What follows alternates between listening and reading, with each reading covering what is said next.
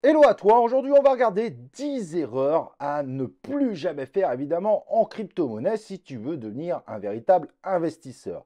Pas de panique, si tu débarques dans l'univers des crypto-monnaies, tu es sur la bonne chaîne. La chaîne est adaptée pour les débutants et également ceux qui ont des profils avancés. Et d'ailleurs, si tous les sujets autour de la crypto-monnaie, la bourse, l'investissement t'intéressent, eh ben tu es sur la bonne chaîne. Donc je te conseille évidemment de t'abonner et d'activer les cloches de notification pour recevoir mes prochaines vidéos en notif. Et donc, comme je dis, aujourd'hui, on va regarder les 10 erreurs à ne plus jamais faire dans l'univers des crypto-monnaies.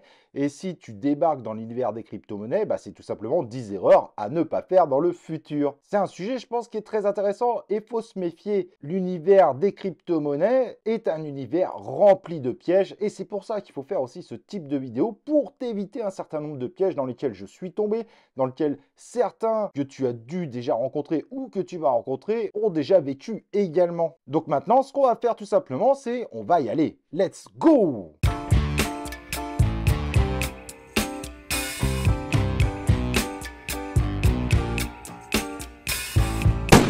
Donc, comme je disais, aujourd'hui, on va regarder tout simplement 10 erreurs à ne pas commettre, ou en tout cas à ne plus commettre quand on est dans les crypto-monnaies. Et je peux te dire que des erreurs, il y en a beaucoup qu'on peut faire malheureusement. Une erreur encore que je vois trop souvent, c'est des gens qui me disent: «Oh, cette crypto-monnaie, elle est encore qu'à 1 centime. Regarde, le Bitcoin, lui, il est à 20 000. Imagine le potentiel de cette crypto-monnaie. Imagine, elle peut monter à 20 000.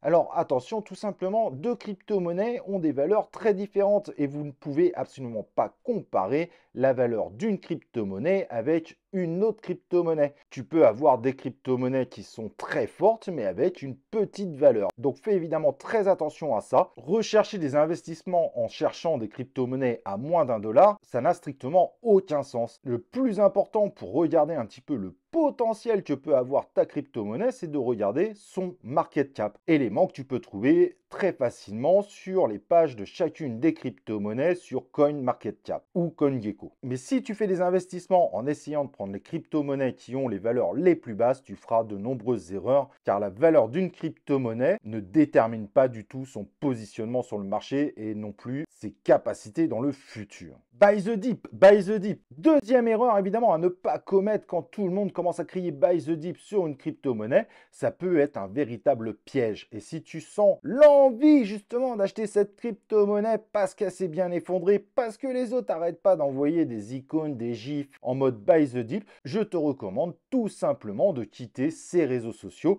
Ils vont finir par te faire de grosses erreurs. Je vais te donner un exemple du pire qui est arrivé, évidemment. La crypto Luna, qui était une crypto ultra performante, a commencé à sombrer. Et donc, beaucoup de gens se sont dit, allez, buy the dip, buy the dip, quand la crypto avait perdu 30 à 40% de sa valeur. Et ensuite, la crypto a continué à s'effondrer encore plus. Et à moins 80-90% de la valeur, c'était du buy the dip. Il y en a plein qui ont essayé de racheter cette crypto-monnaie sans la moindre réflexion, en pensant faire le super coup de poker. Et finalement, c'est une crypto-monnaie qui a perdu moins 99,99%. Et tous les gens qui ont fait du buy the dip sans la moindre réflexion ont juste complètement tout perdu. Et donc, quand on voit un dip, il vaut mieux à la limite louper le gros dip que d'acheter bêtement sans réfléchir. Il faut savoir pourquoi il y a eu ce dip parce que ça pourrait être encore pire à la suite. Et donc pour le Luna, pour essayer de simplifier, le problème de ce token, c'est qu'en fait, il créait une inflation complètement folle et en l'espace de 2 jours, le nombre de tokens en circulation avait multiplié par 10 000 à cause d'un mécanisme automatisé pour pouvoir tenter de garder l'UST sur la valeur d'1 dollar, ce qui n'a jamais marché, ce qui a amplifié la création de jetons et ce qui a totalement effondré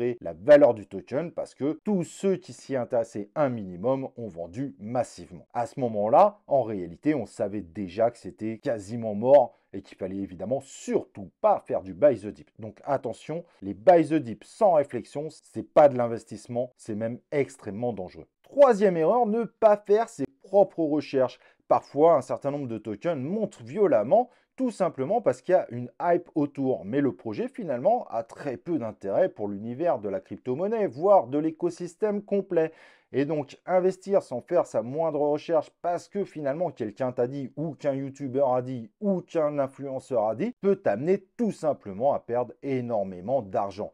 Donc il est vraiment indispensable quand un projet semble t'intéresser parce qu'une personne t'en a parlé, peu importe que ce soit un YouTuber ou quelqu'un sur un Telegram, fais malgré tout tes propres recherches sur la tokenomics. Je sais, c'est loin d'être évident, surtout quand on démarre dans les crypto-monnaies. Pour rappel, la tokenomics, ça veut dire comment fonctionne la crypto, son inflation ou sa déflation, son fonctionnement global, mais également qu'est-ce qu'apporte le projet, pourquoi il pourrait hype ou pas, la concurrence. Bref, il faut véritablement faire tes propres recherches parce que beaucoup de projets, sans la moindre valeur et sans le moindre potentiel, sont mis en avant sur certains groupes, que ce soit Telegram, Twitter, YouTube, etc., etc. Donc tu dois impérativement faire tes propres recherches et ne pas acheter parce que quelqu'un a dit, juste parce que le sujet semble intéressant. Sinon, tu feras évidemment d'énormes erreurs et tu perdras beaucoup d'argent dans l'univers des crypto-monnaies, sachant que certaines personnes, il faut le savoir, sont payées pour mettre en avant certains projets. Et ça, tu ne le sauras pas forcément.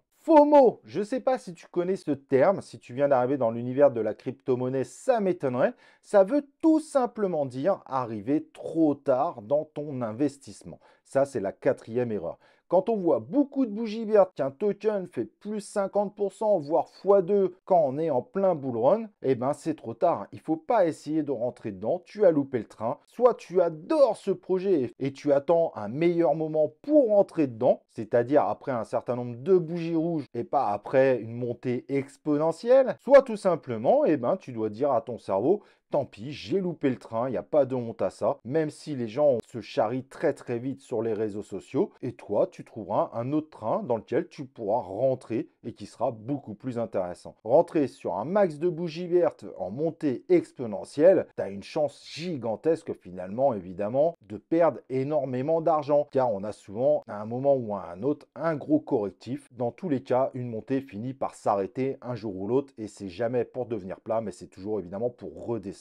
Donc ne fais pas de FOMO, donc ne rentre pas sur des bougies vertes exponentielles, mais contrôle tes émotions. Sache que des opportunités, il y en a très régulièrement dans l'univers des crypto-monnaies. Il faut rester posé et je te garantis que ça t'évitera de perdre pas mal d'argent. La légende des meme coins. Alors oui, il y a des meme coins qui ont fait des résultats extraordinaires. Il suffit de voir le Dogecoin et le Shiba Inu qui ont fait des multiplicateurs complètement dingues. Mais attention, comparer les meme coins d'aujourd'hui et de ceux-ci qui étaient quelques années avant n'a plus rien de comparable. À l'époque, il y en avait extrêmement peu sur le marché. Aujourd'hui, ce type de token s'est multiplié par 10 000 et peut-être même plus. Donc aujourd'hui, alors que déjà c'était joué au casino dans le passé, et on sait bien qu'au casino, on ne gagne quand même pas souvent proportionnellement, là on en arrive à l'euro million. Tu as une chance avec le nombre de meme coins qu'il y a, qui ont tous des promesses d'être le futur Shiba Inu, ta chance de gagner beaucoup d'argent sur ce type de token est une chance sur 1 milliard.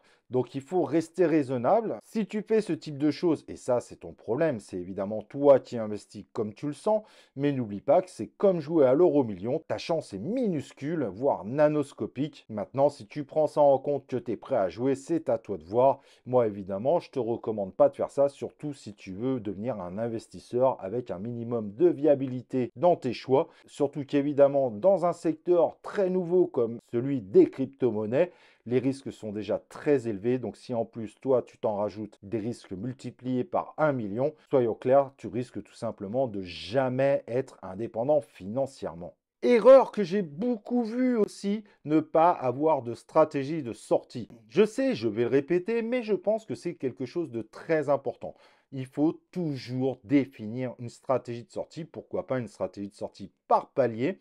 Car sinon, quand tout monte, c'est l'euphorie, c'est top, tu vois évidemment la valeur de ton portefeuille monter, mais tant que ton portefeuille ne passe pas en stablecoin, considère que tu as zéro. Car après l'euphorie, il y a toujours évidemment un correctif violent. Il suffit de voir évidemment l'année 2022 qui a fait perdre quasiment 70% à la plupart des crypto-monnaies. Alors que si ça monte violemment, justement en ayant une stratégie de sortie et surtout en t'appliquant cette stratégie de sortie, oui, potentiellement tu pourrais gagner moins que celui qui sort pile poil au bon moment, mais en général, les gens qui sortent pas, voire avec une stratégie de sortie comme une stratégie de sortie par palier, en réalité, même si en haut ils ont une valeur qui est vraiment exponentielle, qui est vraiment géniale par rapport à leur investissement initial, mais finalement, ils ne sortent jamais. Et quand la crypto repère moins 70% derrière, et ben à la fin, finalement, ils ont complètement loupé une phase de bull, voire un bull run complet. Ce qui est évidemment extrêmement dommage quand on sait que la personne aurait peut-être pu s'acheter carrément une maison,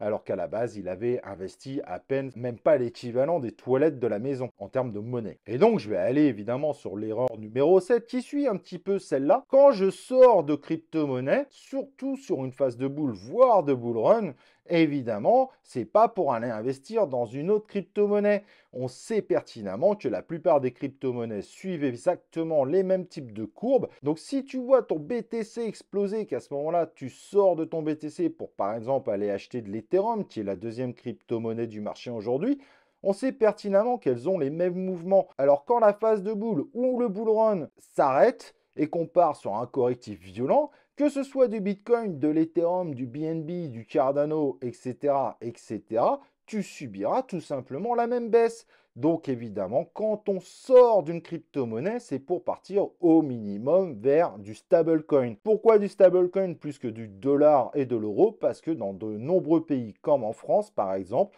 le passage en monnaie classique t'impose de payer une plus-value. Alors qu'en stablecoin, on reste sous le concept de crypto-actif et donc il y a zéro plus-value à payer. Autre erreur à ne surtout pas faire, et pourtant tu as plein de liens dans mes descriptions pour éviter cette erreur, donc ne la fais pas. Que tu veuilles pas partir dans l'univers de la DeFi, donc de la finance décentralisée où tu deviens ta propre banque, ce qui implique évidemment que tu maîtrises la sécurité de tes actifs, puisque là c'est toi qui les gardes. Beaucoup font le choix de partir sur des exchanges centralisés, donc des sortes de banques de crypto-monnaies, de façon à les laisser gérer cette partie sécurité. En revanche, évidemment, ce que je te recommande surtout de ne pas faire, c'est de tout mettre dans un seul exchange centralisé.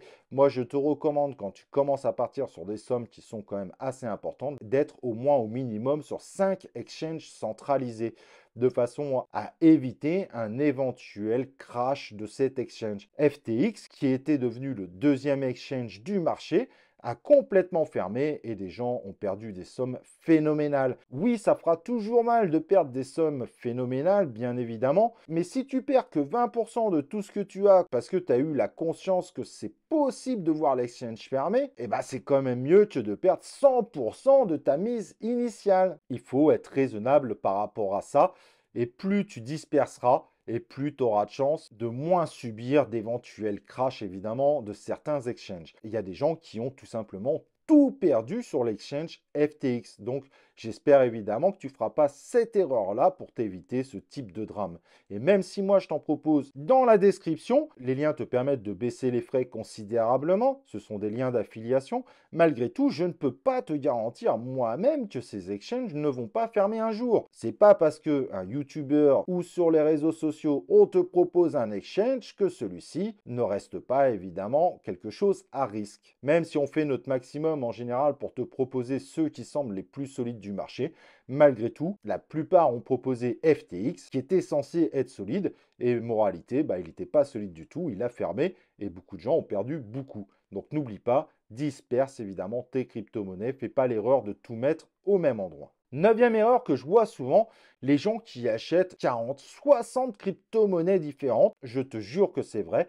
Attention, ça devient complètement ingérable et là, tu es tout simplement dépendant des mouvements du marché. Gérer 60 crypto-monnaies, ça veut dire avoir 60 stratégies d'entrée et de sortie différentes que tu dois tenir. Ça veut dire que tu dois faire un suivi régulier de tous ces bags, à part y passer des heures chaque jour, c'est quasiment impossible à tenir. Donc, je te recommande malgré tout, si tu veux avoir évidemment quelques trucs un petit peu oriental, mais juste des petites sommes, mais essaye d'avoir une grosse partie de ton bag sur un nombre limité de crypto-monnaies.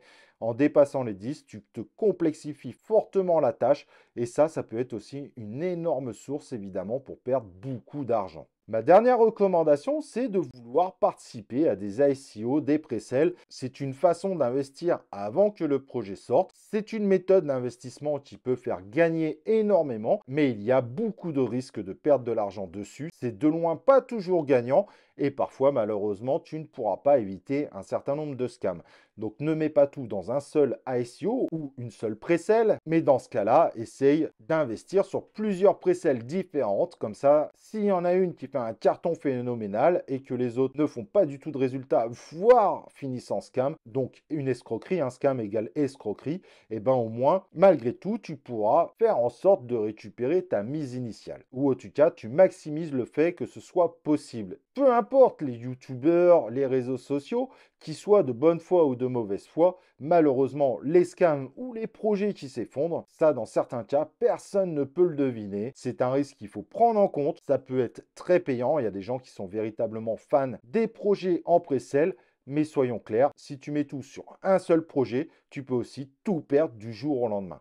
Donc c'est quelque chose que je ne te recommande évidemment pas. Voilà, je pense que j'ai fait pas mal le tour. J'espère que ça va t'aider dans tes prochains investissements, que tu sois nouveau dans l'univers des crypto-monnaies ou que tu sois un ancien. Si tu as des questions autour de cette vidéo, évidemment, tu es à la zone commentaire. Aujourd'hui, tu peux également souscrire pour devenir un membre fidèle de C0. N'hésite pas à le faire. En haut, tu as la touche rejoindre et une vidéo explicative de tout ça. Évidemment, avant de partir, laisse ton like, ça fera plaisir pour tout le travail que j'effectue. N'oublie pas de t'abonner à la chaîne YouTube si ce n'est pas le cas, d'activer évidemment les cloches de notif et on se retrouve pour une prochaine vidéo de C0.